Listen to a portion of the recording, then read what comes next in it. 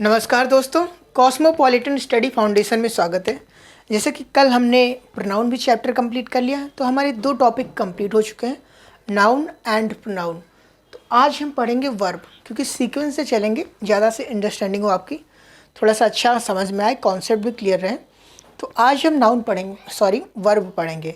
तो वर्ब में अगर आपने पढ़ा होगा तो आपने कुछ रूल्स पढ़े होंगे। जैसे कि अगर नॉर्मली हम पढ़ते हैं तो हम क्या देखते हैं, हम देखते हैं कि राइस एंड कड़ी, एज एंड एक्सपीरियंस, ज्यूरी है, ज्यूरी को सिंगल यूनिट वर्क करेंगे, ये हमारे वर्ड्स हैं, इनके साथ हम प्लूरल वर्ब यूज़ करेंगे, समबॉडी है, इनके साथ सिंगुलर यूज़ करेंगे, लाइक दैट टाइप वर्ड पढ़ते हैं।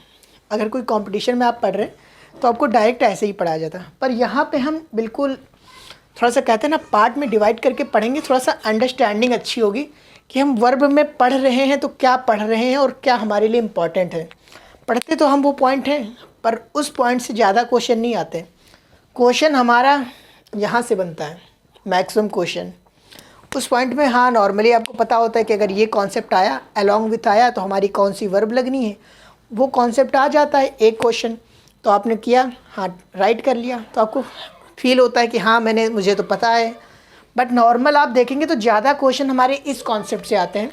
तो पहले हम ये कॉन्सेप्ट देखेंगे, इस पर आज हमारा कंप्लीट हो जाएगा, और कल हम इसके रूल्स देख लेंगे। थर्ड डे हम इसके क्वेश्चन देख लेंगे, कुछ कैसे क्वेश्चन बनते हैं, ये टॉपिक भी कंप्लीट हो जाएगा। तो चलिए, वर्ब में आज हम जो पढ़ेंगे, काइंड्स ऑफ वर्ब्स, हमारी एक होती है फाइनाइट वर्ब, नेक्स्ट होती है non finite verb, transitive verb, intransitive verb. तो बोलेंगे सर क्या क्या डिफरेंस होता है। नॉर्मल बता रहा हूँ, एक वन बाय वन जाके तो हम पढ़ेंगे ही अभी। तो फाइनाइट वर्ब जो हमारी होती है, इसका रिलेशनशिप जो होता है नाउन से, म्यूचुअल रिलेशनशिप होता है। समझ सकते हैं कि इसका रिलेशनशिप एक अच्छा रिलेशनशिप है, ये कांटेक्ट बना के रखता है नाउन से। ये अगर नहीं वर्क करेगा, हम इसके हाथ पे बिहाफ पे जान सकते हैं हमारा नाउन क्या कर रहा है क्या नहीं। और ये नॉन फाइनाइट वर्ब जो होते हैं, इनका हम कह सकते हैं कोई रिलेशनशिप, इतना स्ट्रॉन्ग रिलेशनशिप नहीं होता है नाउन से।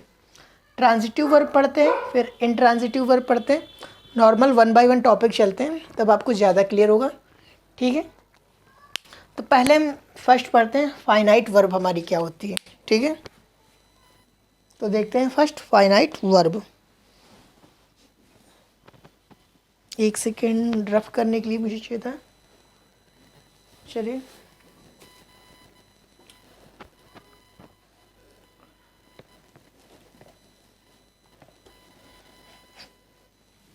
रफ पेपर मुझे, एक मिनट में देखता हूँ रफ पेपर मुझे मिल जाए।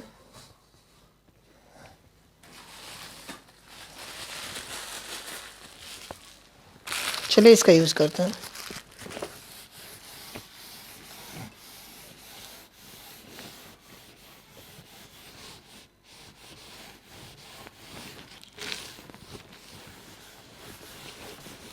थोड़ा क्लियर नहीं हो रहा है, कोई बात नहीं है।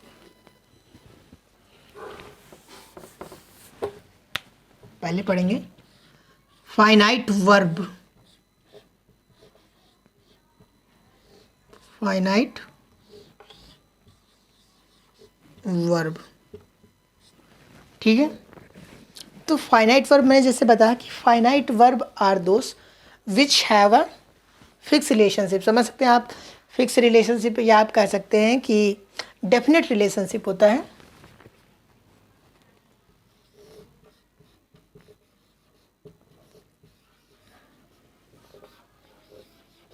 Finite verb are those which have definite relationship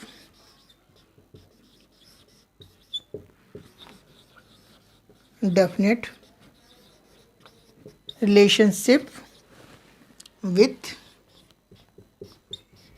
noun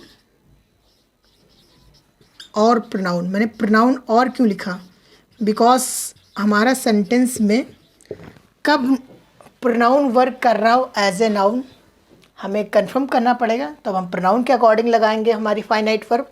finite verb are those which have definite relationship with noun और प्रोनाउन। लाइक एक एग्जांपल लेते हैं, इसका डेफिनेट रिलेशनशिप होता है। जैसे हम कह सकते हैं, एक एग्जांपल में अगर लेंगे, ये ले लेते चलिए, शी वॉक्स होम,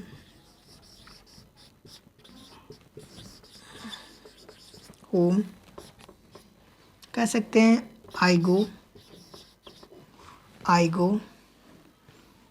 नेक्स्ट कह देते हैं he went, he went.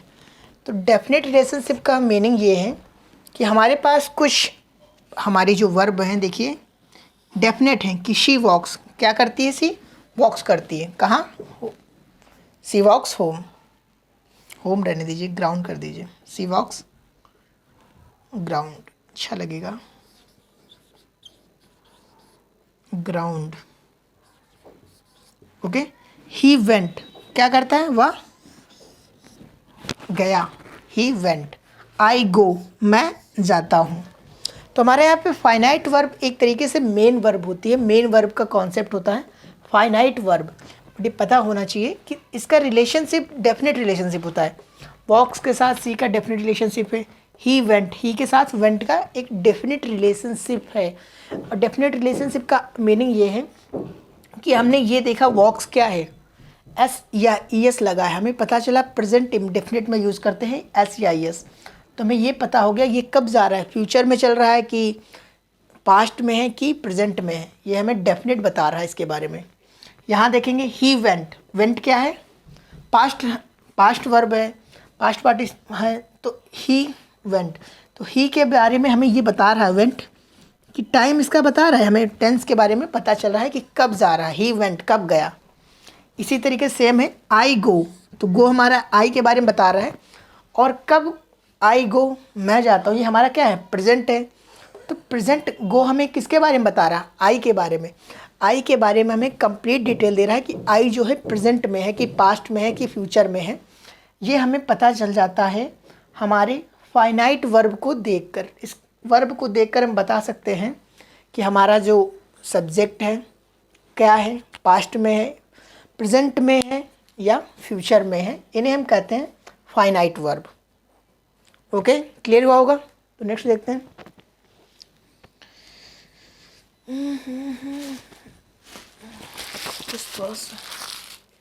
Finite verb में अभी इसके बारे में और हम कॉन्सेप्ट तो जानेंगे ही। ये आपको याद रखना है कि हाँ फाइनाइट वर्ब ऐसे हमारे वर्ब होते हैं। क्योंकि नेक्स्ट कोई पेज मिलता है जिससे यूज़ करते हैं थोड़ा सा।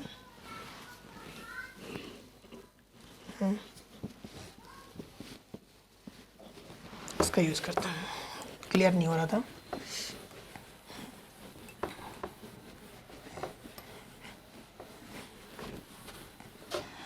ओके, तो अब हम क्या जानेंगे, अब हम जानेंगे नॉन फाइनाइट वर्ब।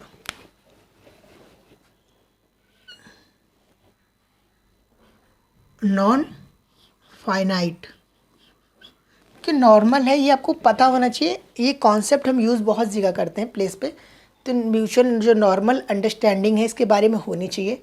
उसके बाद हम रूल्स जानेंगे, थोड़ा और क्लियर होंगे। और नॉन इनफाइनाइट जो हम पढ़ने जा रहे हैं, नॉन फाइनाइट या इनफाइनाइट, आप कुछ भी बोल सकते हैं। तो ये हमारे लिए बहुत इंपॉर्टेंट है, क्योंकि हमने फाइनाइट वर्ब में तो हमें पता होता है कि हाँ उसकी डेफिनेट रिलेशनशिप है, बट यहीं पे प्रॉब्लम होती है क्योंकि हमें पता नहीं चल पाता है सेंटेंस को देख के कि वर्ब से हम कंफर्म नहीं कर पाते हैं कि हमारा सेंटेंस पास्ट में है या फ्यूचर में है, या कुछ ऐसे टेंस होते हैं उनके बारे में हम यहाँ पढ़ते हैं नॉन फाइनाइट में। Non finite verb,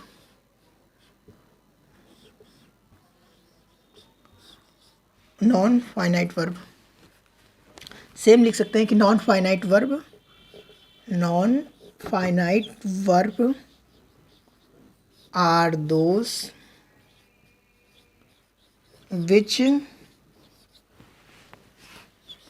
have no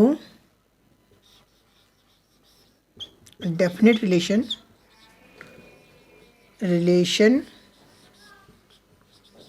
with noun or pronoun, noun और pronoun।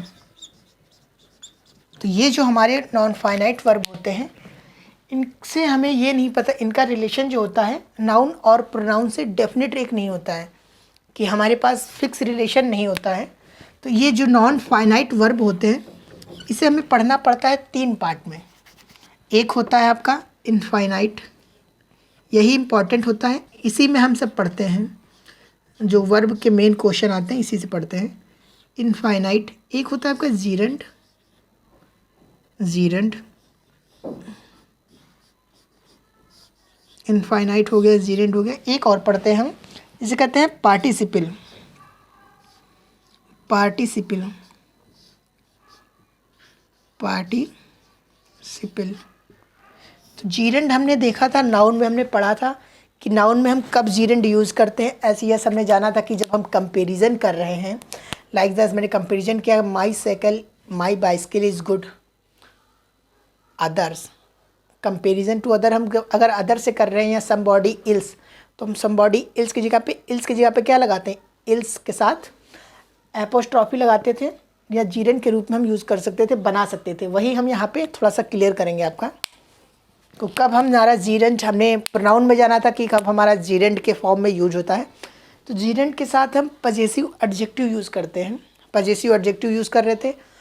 और कब हमें एपोस्ट्रॉफी को हटा के जीरेंड में चेंज करना होता है, कब हमारी ये कुछ कन्फ्यूजन होती है बच्चों की, सर ये जीरेंड जो है एपोस्ट्रॉफी है, ये थोड़ा सा एडजेक्टिव। तो वही नॉर्मल वो कॉन्सेप्ट आप वहाँ क्लियर रखिएगा, ये कॉन्सेप्ट हम यहाँ देखते चलेंगे, सही क्लियर होगा अच्छे से। तो इनफिनाइट वर्ब हमारी कौन होती हैं, जीरेंड क्या होते हैं, पार्टिसिपल क्या होते हैं। तो नॉन फाइनाइट वर्ब में हमें ये 3 टॉपिक पढ़ने हैं। तो चलिए कंटिन्यू करते हैं। अब हेडिंग डालते हैं इनफाइनाइट वर्ब, ठीक है, क्योंकि अब हम किस में चल रहे हैं, नॉन फाइनाइट वर्ब में। तो नॉन फाइनाइट वर्ब में पढ़ना है, तो हमारा ये जो, ये भी नॉन फाइनाइट वर्ब होना चाहिए यहाँ पे, नॉन फाइनाइट वर्ब, और उसके अंदर हम सब टॉपिक पढ़ रहे हैं infinite verb. Okay, infinite, infinite verb.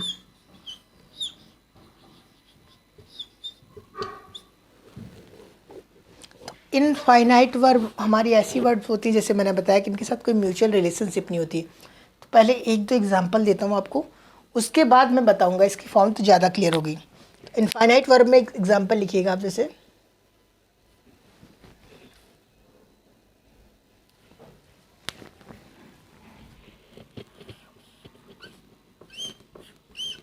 he was made to clean।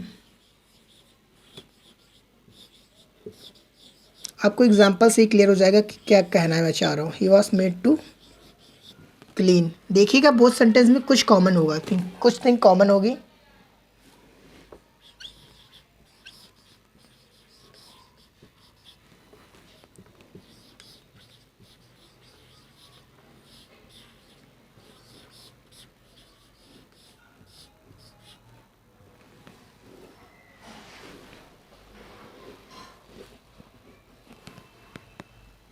चलिए दो ही रखते हैं।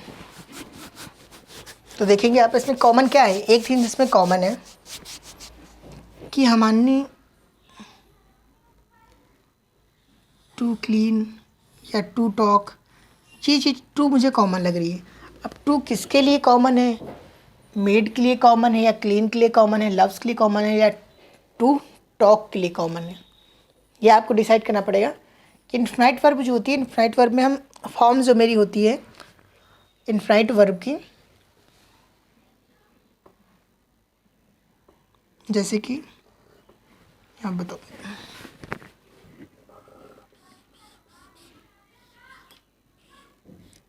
टू प्लस V1, ये हमारा स्ट्रक्चर होता है इनफाइनाइट वर्ब का। टू प्लस V1 स्ट्रक्चर होता है। अगर डेफिनेशन लिखना चाहते हैं तो लिख लीजिए, ये कुछ लोग को होता है इंपॉर्टेंट, हाँ लिखना होता है। An infinite is form by an infinite is formed by 2 plus v1, formed by using the word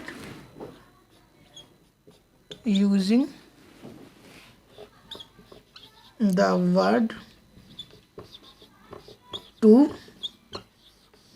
before verb. हमारा जो इन्फिनाइट होता है is form by using the word to. जो हमारा ये टू है, ये टू का हम यूज़ करते हैं बिफोर वर्ब। इस फॉर्म में अगर कोई हमारा सेंटेंस में यूज होता है तो उसे हम कहते हैं कि हमारा ये इन्फिनाइट वर्ब। तो इन्फिनिट वर्ब में एरर क्या आती है? एरर ये आएगी कि आप देखेंगे कि बहुत से सेंटेंस हो गए इसमें टू लिखा होगा, उसके बाद में क्लीन की जगह पे क्लीन्ड होगा या क्लीनिंग होगा। लाइक यहाँ मान लीजिए कि जैसे एक एग्जांपल बताता हूँ,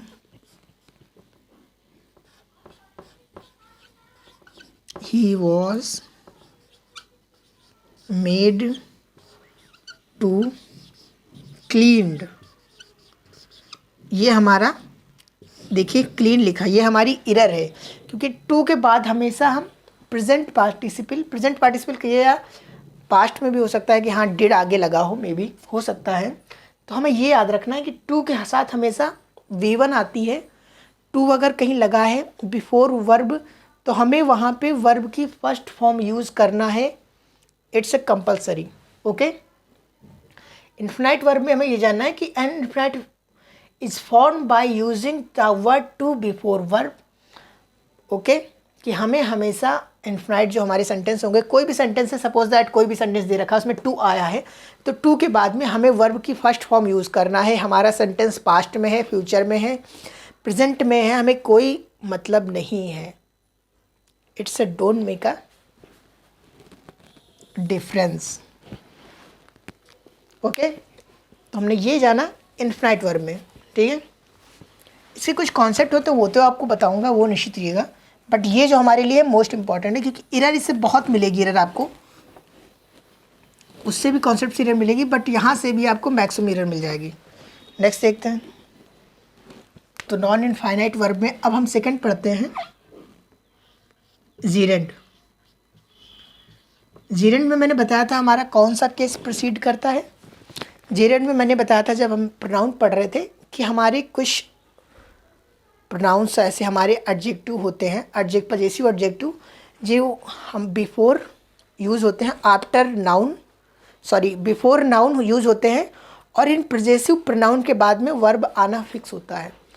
तो वर्ब आना फिक्स होता है, तो अब सपोज दैट आपका कोई पजेसिव एडजेक्टिव यूज़ किया। पजेसिव एडजेक्टिव हमारे कौन कौन से थे मैंने बताए थे, आपको याद होंगे या नहीं याद है तो एक बार रिकॉल कर लीजिएगा, देख लीजिएगा। हीज है, हेयर है, योर है, माई है, आवर है। Her, his, her, your, my, our, और इसके साथ साथ अगर हम एस लगा देते ये हमारा पजेसिव प्रनाउन बन जाता था। आर के साथ एस लगाते थे पजेसिव प्रनाउन जाता था। माई का हम माइन कर देते थे, आवर का हम आवर्स कर देते थे, तो हमारा हो जाता था पजेसिव प्रनाउन। अदरवाइज ये क्या था, पजेसिव एडजेक्टिव। तो जीरेंड का जो केस होता है, हमने प्रनाउन में जाना था कि gerund always preceded by possessive adjective. तो वही थिंग्स हम यहाँ पे पढ़ते हैं, वही थिंग हमने जाना था, अब वो हम यहाँ पे यूज़ करेंगे। लिखिएगा जीरेंड,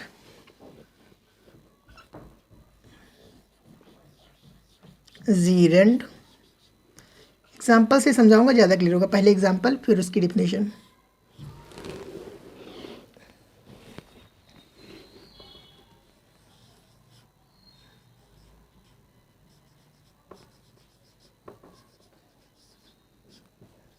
Swimming is good for the baby. Swimming is good for the baby. Next,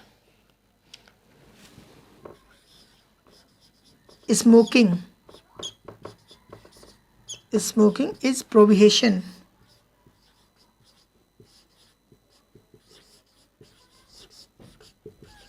Smoking is prohibition in the hospital. Okay. In the hospital. Okay, और कोई सेंटेंस लें, इतना ही सही है।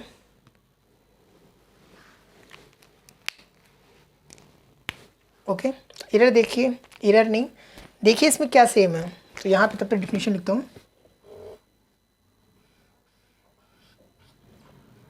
और क्लियर होगा। अ जीरेंड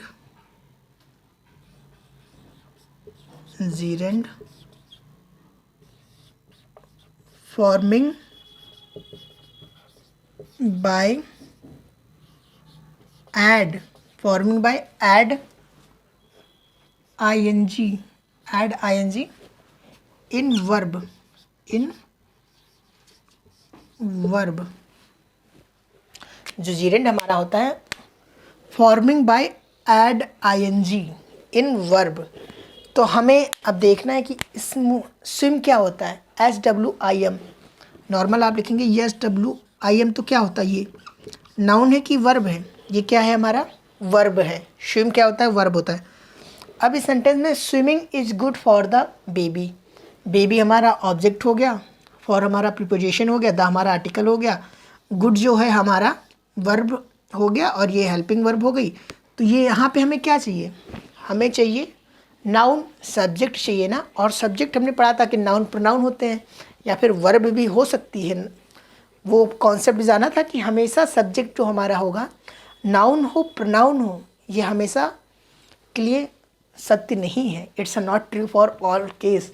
तो वही केस यहाँ पे आ गया कि जो हमारा देखिए स्विम क्या है, वर्ब है, बट इसमें हमने जब ऐड किया ing तो हमारा ये क्या हो गया, स्विमिंग क्या है, जीरेंड केस बन गया। इसको जीरेंड केस कहते हैं। ये क्या बिहेव कर रहा है एज अ नाउन। तो यहाँ पे स्विमिंग क्या है, नाउन है। Swimming is good for the baby, तो ये हमारा नाउन है, हेल्पिंग वर्ब है, इन्फिनाइट वर्ब कह सकते हैं इसे, main verb, for preposition, article, और ये है हमारा ऑब्जेक्ट। तो यहाँ पे देख रहे हैं कि जीरेंड का केस कैसा होता है। जीरेंड में होता ये है कि जब हमें कोई प्लेस पे नाउन चाहिए होती है और उसके प्लेस पे वर्ब दे रखा होता है। सेंटेंस आप बहुत से इसमें एरर निकलती है, काफ़ी एरर फाइंड होती है इस पॉइंट से, काफ़ी क्वेश्चन भी आते हैं कि सेंटेंस में हमें वर्ब की जगह पे नाउन चाहिए होती है और वहाँ पे वर्ब दे रखा होता है, तो हम उसे ing ऐड करके नाउन में चेंज करते हैं। ये हमारी एरर होती है। और बहुत केस में ऐसा होता है कि वहाँ पे ing फॉर्म में जीरेंड दे रखा होता है, बट हमें नीड होती है वहाँ पे वर्ब की, तो हम ing फॉर्म हटा के उसे हम वर्ब में चेंज करते हैं। तो smoking is prohibition in the hospital, तो स्मोकिंग यहाँ क्या वर्क कर रहा है देखेंगे। हॉस्पिटल ऑब्जेक्ट हो गया, द आर्टिकल हो गया, इन प्रीपोजिशन हो गया, प्रोहिबिशन हमारा वर्ब हो गया, ये भी वर्ब का पार्ट है। स्मोकिंग क्या है यहाँ पे, स्मोकिंग हमें नीड क्या है इस सेंटेंस में। एक सेंटेंस बनाने के लिए हमें क्या नीड चाहिए होती है, सब्जेक्ट वर्ब, दो चीज़ होनी चाहिए। ऑब्जेक्ट है तो भी ठीक है, नहीं है तो कोई बात नहीं, ऑब्जेक्ट तो है, वर्ब भी है, बट सब्जेक्ट कहाँ पे है सेंटेंस में, तो सब्जेक्ट बनाना पड़ेगा हमें स्मोकिंग को। और हमें पता है कि स्मोक जो होता है वर्ब होता है,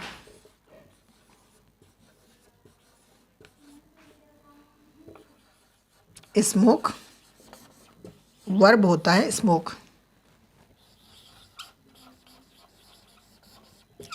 वर्ब होता है, स्मोक। तो स्मोक जब वर्ब होता है तो इसे हमें स्मोक बनाने के लिए नाउन क्या करेंगे, इसमें ing ऐड कर देंगे तो हमारा हो जाएगा स्मोकिंग और हमारा नाउन का वर्क हो जाएगा। और ये नाउन जब हमारे जीरेंड फॉर्म में यूज़ करते हैं इन अ मिडिल ऑफ सेंटेंस, जो मैंने प्रोनाउन में बताया था कि अगर ये हमारा जीरेंड जो है इन अ मिडल ऑफ सेंटेंस आता है तो इसके साथ में हम हमेशा यूज़ करते हैं पजेसिव एडजेक्टिव, जो मैंने अभी आपको एग्जांपल दिया था, और वो मैंने प्रोनाउन के केस में आपको काफ़ी डीप से बताया है। तो अगर आपने वो वीडियो नहीं देखा है तो आप देख लीजिए, क्लियर होता रहेगा। एक कॉन्सेप्ट से मैं डाल रहा हूँ, स्टार्टिंग से मैंने वीडियो बनाया है तो वो वीडियो अपलोड कर रहा हूँ। तो नॉर्मल आप स्टार्ट से देखिए और एंड तक आइए, आपको सारे केस क्लियर होंगे, ये मेरी गारंटी है, ठीक है। तो जीरेंड भी क्लियर हुआ होगा यहाँ पे। तो जीरेंड में दो पॉइंट होते हैं कि ये बिहेव कर सकता है एज अ नाउन, बिहेव करता है, और हमें चेक करना होता है कि कब बिहेव कर रहा है एज अ नाउन, कब बिहेव कर रहा है एज अ वर्ब, उसी के अकॉर्डिंग हमें सही करना पड़ता है। यही होती है हमारी वर्ब से एरर, मेन एरर यही आती है, मोस्ट इंपॉर्टेंट पॉइंट है ये। देखेंगे आप बहुत बार आएगी केस में, बहुत ज़्यादा, हद से ज़्यादा समझ सकते हैं आप कि इस पॉइंट से एरर आए। तो हमारा जीरेंड भी क्लियर हो गया और नॉन इन्फिनिटिव वर्ब भी बता दी मैंने और जीरेंड भी बता दी। अब बचा है हमारा पार्टिसिपल। पार्टिसिपल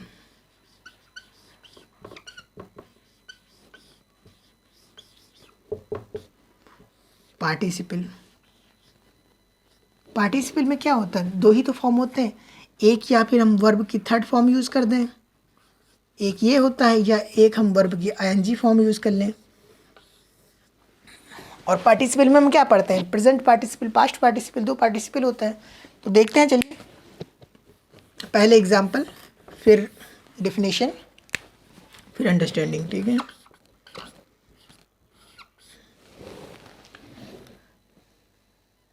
चलिए पहले एग्जाम्पल लिखिएगा।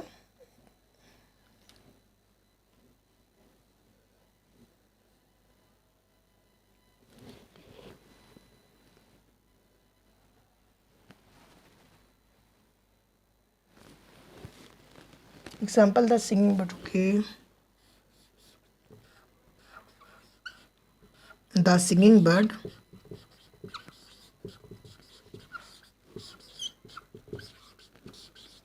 The singing bird was the man, was the, मैं वीडियो को पॉज करके सेंटेंस नहीं लिख रहा हूँ, मैं साथ में लिख दे रहा हूँ, कोई प्रॉब्लम नहीं है, थोड़ा टाइम लगेगा, बट नहीं तो मैं वीडियो को ऑफ करूँ उसके बाद सेंटेंस लिखूँ तो उसमें और ज़्यादा टाइम लगेगा और मेरा भी ज़्यादा टाइम स्पेंड होगा उससे मुझे। The singing bird was the main attraction in the event, eight the event, attraction at the event. The singing bird was the main attraction at the event. एक और लिखिए, जैसे कि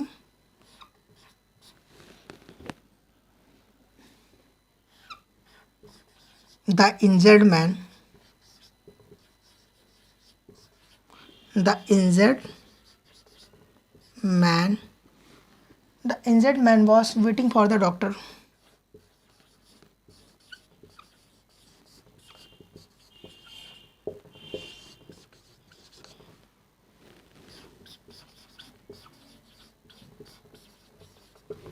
The injured man was waiting for the doctor. The singing bird was the main attraction at the event.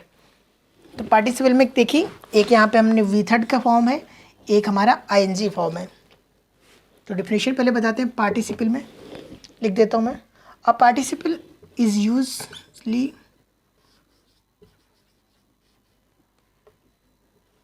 a participle is usually followed by, मैं चाह रहा हूँ कि नॉर्मल आपको सही डिफिनेशन लिखा हूँ, कैसा ना हो अपने words, usually formed by adding ING और वी थर्ड, वर्ब में ईडी लगा दीजिए, वर्ब में और ईडी, एडिंग आईएनजी और ईडी इन वर्ब, वही थर्ड फॉर्म बताइए, ईडी बताइए, चलिए ठीक है, ईडी। जो पार्टिसिपल हमारा होता है, participle is usually form by adding ING और ED in verb. The singing bird was the main attraction at the event. The injured man, ये हमारा, एक मिनट देख लेता हूँ वीडियो में कोई प्रॉब्लम तो नहीं है। ओके ठीक है, बिकॉज कल की वीडियो 2 बार बनाना पड़ा था मुझे, मैंने पहले बना के डाल दिया, उसके बाद देखा कि वीडियो कट चुकी थी। A participle is usually formed by adding ing or ed in verb. The singing bird was the main attraction at the event. तो हमारा सिंगिंग जो है ये SING, सिंग जो था इसके साथ ING जोड़ के इसे पार्टिसिपल बनाया गया और यहाँ पे INJURED, इंजर्ड था, इंजर्ड में हमने ED जोड़ा तो ये हमारा बन गया पार्टिसिपल। इस फॉर्म में हमारी एरर आती है पार्टिसिपल की, कि कब हमें कुछ हमारे वर्ब कुछ हमारी जो फ्रेज होती हैं, फ्रेज लाइक वो सेम इसी फॉर्म में एग्जिस्ट करती हैं, उनका अदर नहीं होता है। जैसे सिंगिंग बर्ड है, ऑलवेज सिंगिंग बर्ड रहेगा, ये कभी सिंगर बर्ड नहीं होता है। और इरर देखेंगे आप अगर प्रीवियस ईयर का क्वेश्चन उठाकें तो उसमें कहीं कहीं पे दे रखा है द सिंगर बर्ड, तो वो वहाँ पे इरर के लिए दे रखा है कि इरर फाइंड करेंगे तो उसमें आप करेक्ट करेंगे, ठीक है। तो द सिंगर सिंगिंग बर्ड ये हमारा सेम होता है। तो जो पार्टिसिपल होता है ये दो पॉइंट से फॉर्म होता है, एक आईएनजी ऐड करके और एक वर्ब की थर्ड फॉर्म ऐड कर दें। वर्ब की थर्ड फॉर्म या ईडी फॉर्म बोलिए। The injured man was waiting for the doctor, clear हुआ होगा मे बी। ये हमारे होते हैं पार्टिसिपल फॉर्म।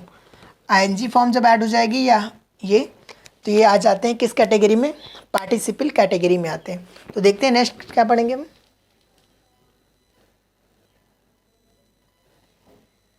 अब देखते हैं ट्रांजिटिव वर्ब है और फिर इंट्रांजिटिव वर्ब है, फिर कुछ मॉडल्स के केस हैं, वो मॉडल्स के केस हम कल देखेंगे और उसके साथ में हम कल रूल्स अपनी कंप्लीट कर लेंगे, ठीक है।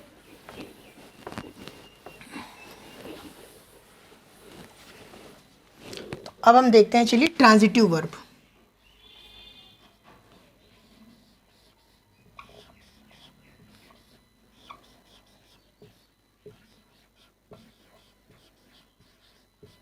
Transitive verb,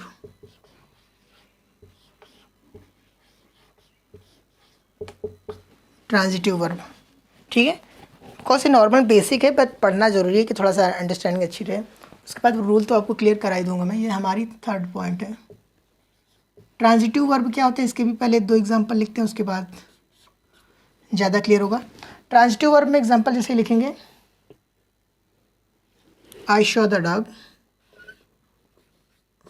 I saw the dog, okay. Next एक एग्जांपल लिख सकते हैं, ली एट द पाई, एक नाम है ली, उसने खाया, क्या खाया, ate the pie, pie, Lee ate the pie, okay. तो देखिए यहाँ पे कुछ कॉमन लग रहा होगा, तो ये लिखता हूँ, if a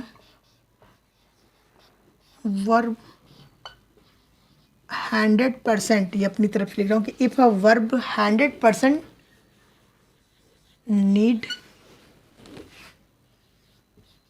object, need an object, that verb called transitive verb, transitive verb.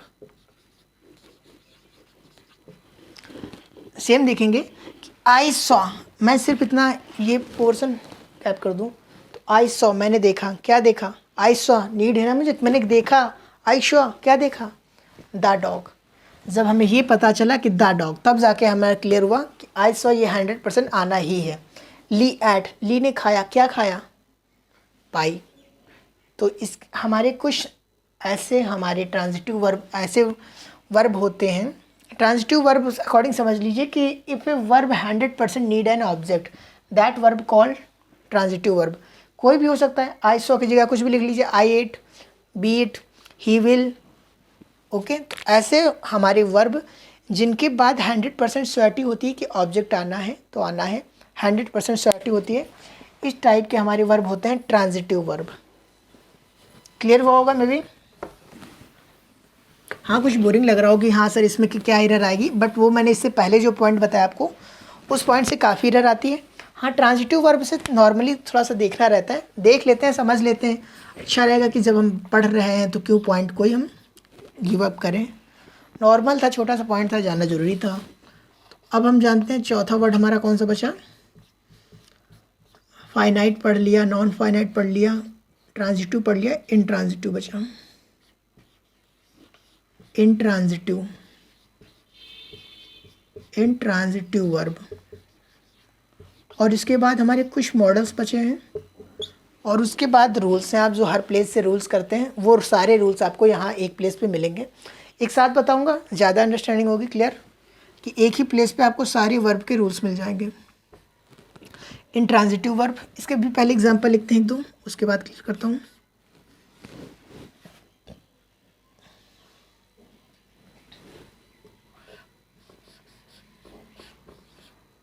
He told a joke.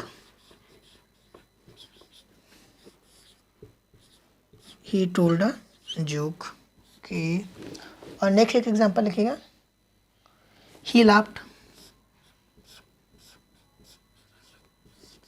He laughed.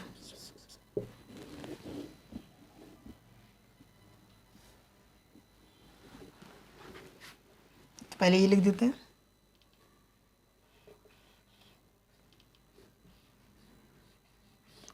Intransitive verb. Intransitive verb. A intransitive verb is one that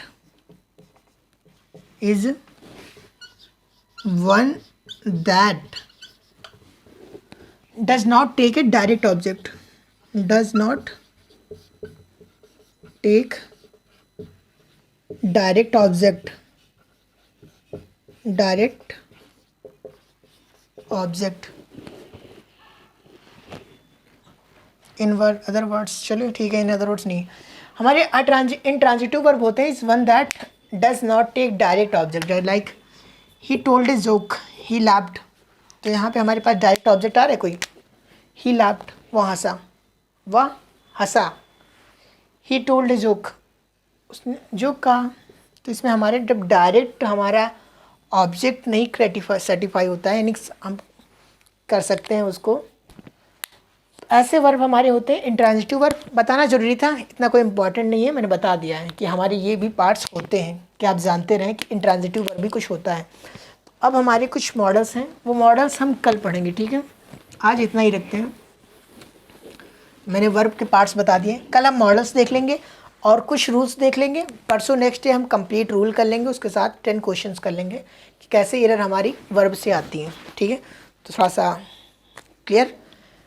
एक क्वेश्चन बताइएगा, पूछ रहा हूँ कि आपसे, अगर कमेंट कीजिएगा कि सबसे छोटा सेंटेंस हमारा कौन सा है। सबसे छोटा सेंटेंस एक वर्डों को, जैसे कि हमने बताया था कि सेंटेंस क्या होता है, a word of group which has a definite meaning called a sentence. तो सबसे छोटा सेंटेंस क्या होता है, ये क्वेश्चन है मेरा। इसका आंसर कल मैं रिप्लाई करूँगा। आप बताइएगा, सर्च कीजिएगा नेट से या आप देखिएगा सेल्फ। अगर आपको पता है तो अच्छी बात है, कमेंट कीजिएगा, ठीक है। तो आज के लिए इतना ही रखते हैं, कल देखेंगे नेक्स्ट। और ज़्यादा से ज़्यादा शेयर देखिए, शेयर कीजिए, सब्सक्राइब कीजिए, लाइक कीजिए, हमारा कंटिन्यू चलता रहेगा। और मे भी हम जो हमारा इंग्लिश का ये बैच है ये दिसंबर लास्ट तक कंप्लीट कर लेंगे। और इसके बाद हम मैथ का फाउंडेशन करेंगे, जिसमें हम मैथ का पहले तो जैसे कि हाई स्कूल के आप देख रहे हैं एग्ज़ाम आ रहा है, तो उसमें हम मैथ की बुक उठाएंगे एनसीईआरटी की, 10th क्लास की कंप्लीट मैथ कंप्लीट कर लेंगे, ठीक है। तो उससे हमें काफ़ी पॉइंट मिल जाते हैं एसएससी के लिए भी, बैंकिंग के लिए भी, अदर कॉम्पिटिटिव एग्ज़ाम के लिए कोई भी जा रहे हैं तो मेनली हमारा 10th क्लास तक ही मैथ आता है, तो उसके पॉइंट हम क्लियर करते चलेंगे। तो अगर आपको लगे कि नीड है तो आप भी देख सकते हैं, ठीक है। अदरवाइज कोई प्रॉब्लम नहीं है। जो मेनली फोकस रहेगा कि हाई स्कूल के बच्चों के लिए रहेगा, बोर्ड के लिए, ठीक है। ठीक है, कंप्लीट रखते हैं इतना। थैंक यू, वॉच कीजिए, शेयर कीजिए, लाइक कीजिए।